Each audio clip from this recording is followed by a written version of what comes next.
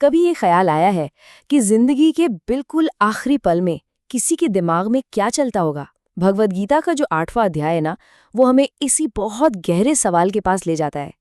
तो चलिए आज मिलकर जीवन और मृत्यु से जुड़े इसी रहस्य को समझते हैं। देखिए, गीता का 8वां अध्याय एक कह सकते हैं चौंका देने वाली बात से शुरू होता है। वो ये कि हमारी जिंदगी का जो आखिरी ख्याल होता है ना, वो ही हमारी अगली यात्रा की दिशा तय करता है। मतलब ये सिर्फ एक सोच नहीं है, ये तो हमारे आने वाले कल का, हमारे भविष्य का बीज है। हाँ, पर यही तो सबसे बड़ी चुनौती है ना? कि इतने नाजुक, इतने अहम पल में कोई अपने आखिरी ख्याल को कंट्रोल कैसे कर सकता है? जब दिमाग में हजार चीजें चल रही हों, तो उस एक पल में अपने विचारों को काबू में रखना ये कैसे मुमकिन है? और पता है, ठीक यही सवाल युद्ध के मैदान में खड़े उलझन में पड़े योद्धा अर्जुन ने अपने गाइड, अपने गुरु श्री कृष्ण से पूछा था। तो अब बात करते हैं अर्जुन के उन सबसे बड़े सवालों की, असलियत क्या है इसकी पड़ताल। देखिए, अर्जुन के जो सवाल थे वो सिर्फ लड़ाई के बारे में नहीं थे। नहीं, उन्होंने तो एग्जिस्टेंस के यानी अस्तित्व की, नेचर और रियलिटी के सबसे गहरे राजों के बारे में पूछा। और सच कहूं तो ये वो सवाल हैं जो कभी ना कभी हम सबके मन में भी उठते हैं। तो उन्होंने पूछा कि ये ब्रह्म क्या है, परम सत्य क्या है, अध्यात्म किसे कहते हैं, ये जो कर्म कर्म सब कहते हैं, ये कर्म क्या है, और ये दुनिया और जो देवताओं की दुनिया है, ये सब क्या है, और सबसे जरूरी कि मृत्यु के समय भगवान को याद कैसे किया जाए। मतलब उनकी दिलचस्पी बस ये जानने में नहीं थी कि लड़ाई कैसे जीतनी है, नहीं, वो तो ये जानना चाहते थे कि जिंदगी का असली मकसद क्या है। उनकी पूरी जिज्ञासा आत्मा के आखिरी सफर को लेकर थी, वो मंजिल जो हर लड़ाई, हर जीत हार से कहीं ऊपर है। अब आते हैं वास्तविकता के डिक्शनरी पर, यानी कृष्ण की कॉस्मिक परिभाषाएं। अर्जुन के इन गहरे सवालों के जवाब में कृष्ण ने यूनिवर्स के 3 सबसे बुनियादी कॉन्सेप्ट्स को समझाया। आप इसे एक तरह की कॉस्मिक ग्लॉसरी समझ सकते हैं जो हमें रियलिटी को समझने में मदद करती है। तो सबसे पहले है भ्रम। अब ये भ्रम क्या है? आप इसे यूनिवर्स की अल्टीमेट कॉन्शियसनेस या वो शक्ति समझ सकते हैं जो सब कुछ बनाती तो है लेकिन खुद कभी नहीं बदलती।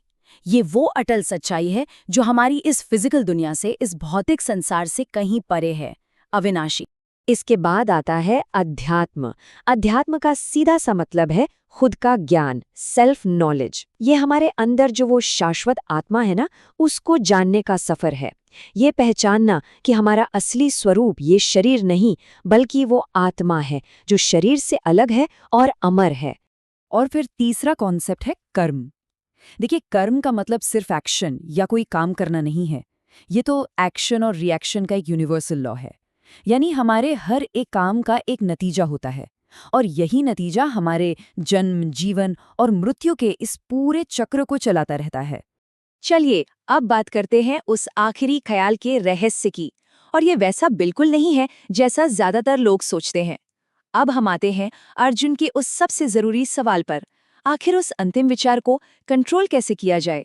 और देखिए, कृष्ण का जो जवाब है ना, वो हमारी एक बहुत कॉमन गलतफहमी को तोड़ता है कि हम आखिरी समय में सब कुछ ठीक कर लेंगे। देखिए, कृष्ण साफ साफ बताते हैं कि ये जो आखिरी ख्याल है ना, ये कोई स्विच नहीं है जिसे हम लास्ट मोमेंट पर ऑन कर देंगे। ऐसा नहीं होता। हमारा जो मन है वो हमारी जिंदगी भर की आदतों का गुलाम है। जिस चीज की हमने पूरी जिंदगी प्रैक्टिस की है, जिस चीज के बारे में सबसे ज्यादा सोचा है, अंत में वही ख्याल हमारे मन पर हावी हो जाएगा। तो फिर इसका सल्यूशन क्या है? क्या इसका मतलब है कि हमें अपने सारे काम, अपनी सारी जिम्मेदारियां छोड़ देनी चाहिए? कृष्ण कहते हैं बिल्कुल नहीं। समाधान भागना नहीं है। असली समाधान है अपने सभी कर्तव्यों को निभाते हुए, अपने काम करते हुए, अपने मन और अपनी बुद्धि को लगातार ईश्वर में लगाए रखना। अच्छा, इसके बाद कृष्ण मृत्यु के बाद के 2 रास्तों के बारे में बताते हैं, एक प्रकाश का और एक अंधकार का। ये वो 2 रास्ते हैं जिन पर आत्मा शरीर छोड़ने के बाद जा सकती है, और किस रास्ते पर जाएगी ये इस बात पे निर्भर करता है कि उस समय चेतना की स्थिति क्या थी। तो कृष्ण इन 2 हमेशा रहने वाले रास्तों के बारे में बताते हैं। पहला है प्रकाश का मार्ग। ये रास्ता हमें जन्म मृत्यु के इस साइकिल से हमेशा के लिए आजाद कर देता है और परम धाम तक ले जाता है, जहां से फिर कोई वापस नहीं आता। और दूसरा है अंधकार का मार्ग। ये रास्ता हमें कुछ समय के लिए हेवनली वर्ल्ड्स यानी दिव्य लोकों तक तो ले जाता है, लेकिन जैसे ही हमारे अच्छे कर्मों का फल खत्म होता है, हमें वापस इसी दुनिया में लौटना पड़ता है। तो अब बात करते हैं आज के दौर की। भटकाव से भरी इस दुनिया में ध्यान कैसे लगाएं? यही हमारा आज का युद्ध क्षेत्र है। सवाल ये उठता है कि आज की इस भागदौड़ और डिस्ट्रैक्शन से भरी दुनिया में हम इस हजारों साल पुराने ज्ञान को अपनी जिंदगी में प्रैक्टिकल तरीके से कैसे लागू कर सकते हैं। देखिए, कृष्ण का जो निर्देश था, मेरा स्मरण करो और युद्ध भी करो, वो आज भी, इनफैक्ट आज शायद पहले से भी ज्यादा रेलेवेंट है। यहाँ युद्ध किसी बाहरी दुश्मन से नहीं है, बल्कि हमारे अपने मन के अंदर जो उथल-पुथल मची है, उससे है। चाहे वो बचपन की कोई बात हो, आज का टेंशन हो, या फिर आने वाले कल की चिंताएं।